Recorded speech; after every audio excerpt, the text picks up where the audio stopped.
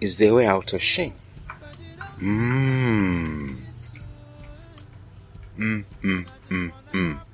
So how about the man who endured the shame of the cross for the crown that was beyond it? What do we learn from that man? Yeah.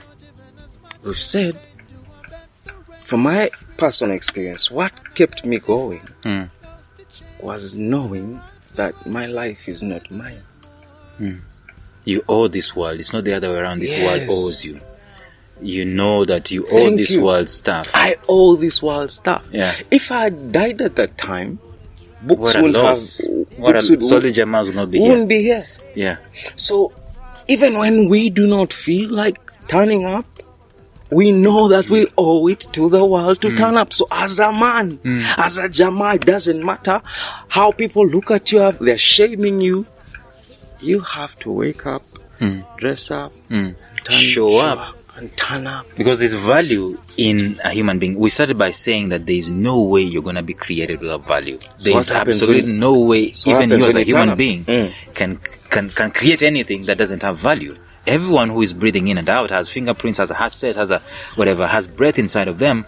They have worth. So we're talking about worth, and see now the other thought that came to me in that season. This was, I think, in 2017. Yeah. When I taken a sabbatical from life. You found me in Ginger on the streets, and you must have looked at me and said, "Yo, What's going on? this is the solution." I remember the way you looked at me, Yeah. and it was quite surreal. Yeah. Thank you for buying me lunch that day, because Did I? Yeah, because I couldn't afford to buy food that day, but you took me and bought me 10k food, which was really a lot. But here you are. That was crazy. I mean, what would be the odds? We were not communicating on we phone, weren't. And then you just found me on the street. and that was just a day in the whole year. In fact, in 2 years that I went to Ginger. And then you found me. Like we just bumped into each other on the street. Yeah, And you didn't know I was homeless. I didn't know, You didn't know I was on the street. but he looked relaxed. Why? Now that's the problem with men. We don't ask. We don't ask. And we don't tell. We don't ask and we don't tell. But I remember that gay thing. I discovered that food makes wisdom tastier. Explain. I'm listening. That some men are willing to talk Over food. over food. I And interviewed some a men guy are willing to listen over a drink. over a drink. So do not despise. So anyway, what you're telling, you see what you're communicating is something Communion. absolutely powerful. Communion. That's where I'm going. I interviewed a guy on my podcast. It's gonna come out in the beginning of March. It's 2 hours, and I don't care. I'm not gonna cut it. So first, wait. You have podcasts all the way to March. Yeah. Bigger. February is sorted, so March we're doing that. He said it's a time he was so hungry. He saw a gathering of people at Miracle Center, and he didn't know Miracle Center, Robert Kayanja, and he thought maybe there's food there, and that's where he went, and he found food there, and he ate food. And he told me for 6 months I kept going to Miracle Center. People think I'm a statistic, I'm one of those born against, but I was going there for food. But this is what he 7 said. days of food. Yeah. But listen to what he said. He said, at times, the Jesus you are preaching is the food. Yeah, that's what I'm trying to say. Communion. Because he said, if they would have come to me with that Jesus stuff, he's now a pastor. If they will come to me with that Jesus stuff and I'm hungry, my stomach's grumbling, I'm not going to listen to you. This is Jesus himself. He said, after 3 days of people running after him, he said, let's feed these guys. Yeah. And, as an instruction, I want to encourage men out there who are listening to this and maybe knows a friend who is struggling, or maybe they are struggling. If you know a friend who is struggling,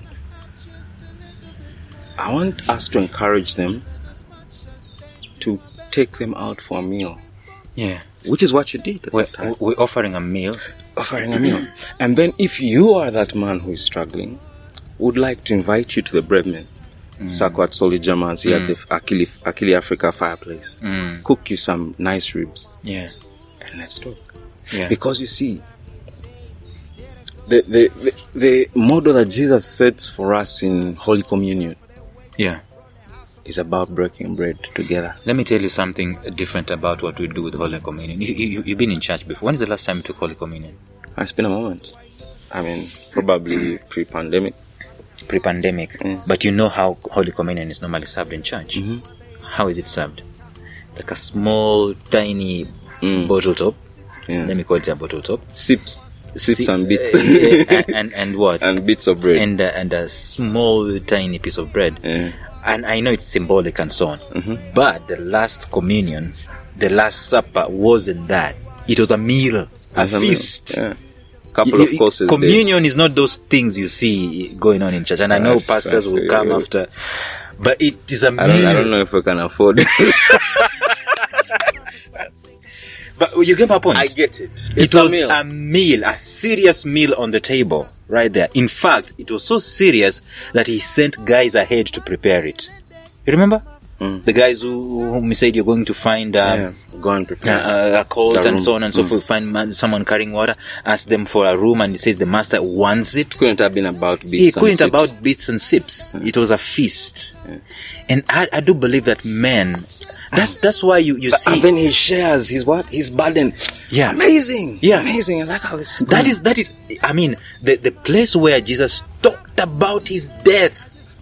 And the one who was going to betray him. He was talking about his about it. Exactly. He opens up. He opens up over a meal.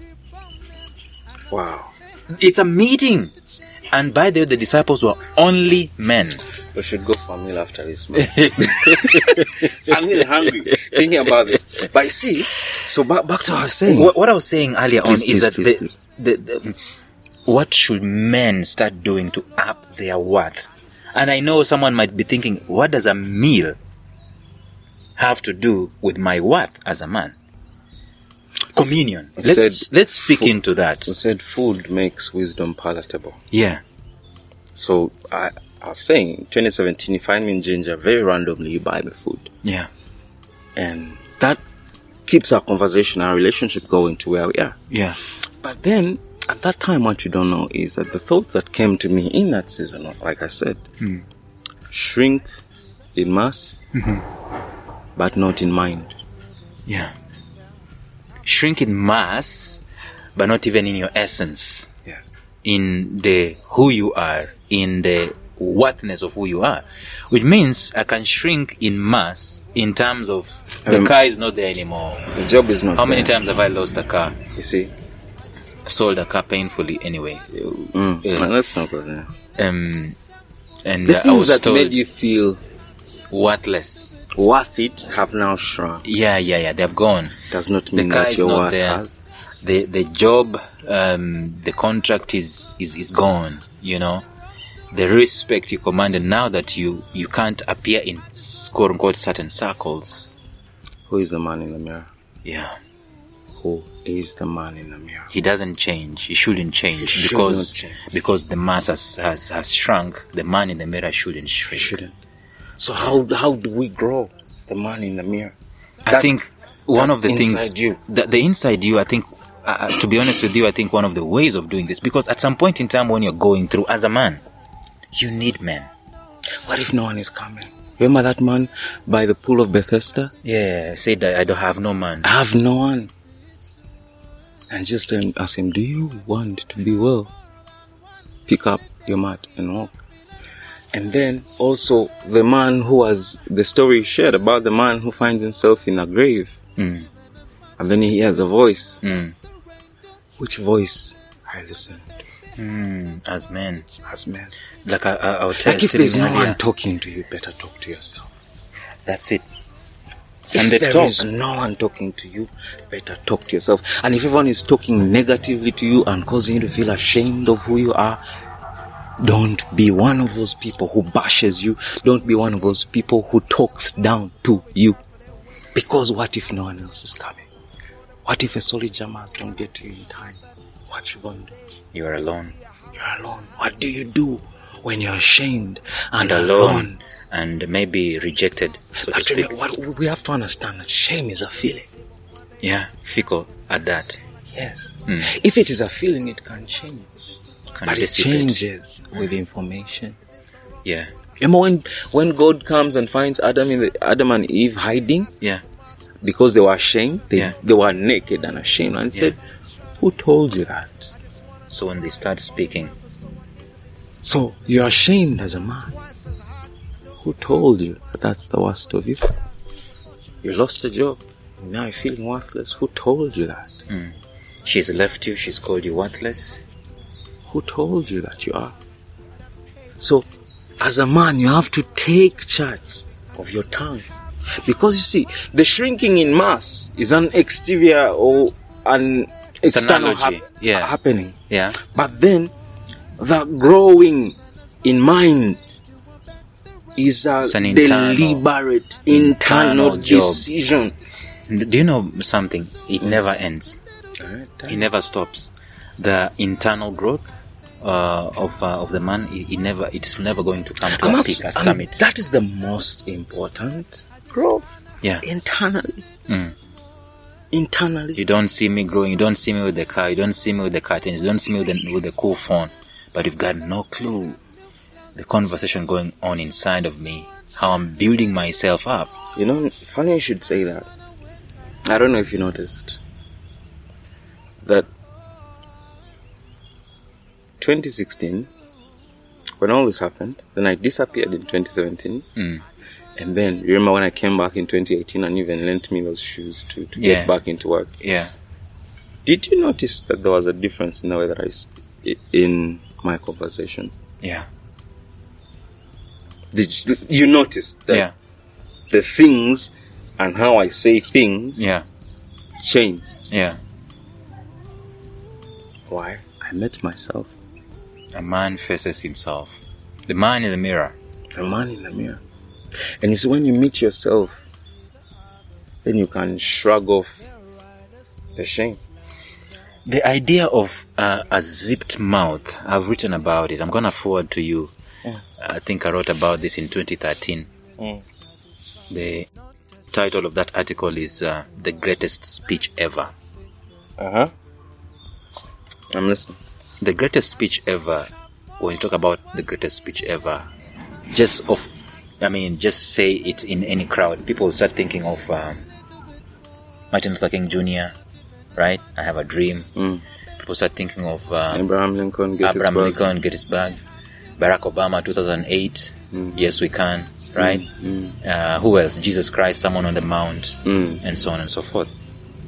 But I posit in that article that is not the greatest speech ever. What is? The greatest speech ever is not even with the big audience.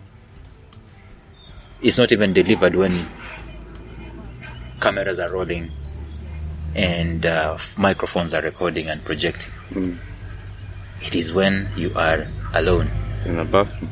In your bathroom, in the mirror, pointing at yourself, telling yourself you are great, no matter what. That's the greatest speech ever. You preach yourself a revival. You preach yourself a sermon. My brother. Don't get me started. I've preached sermons and felt grass getting saved.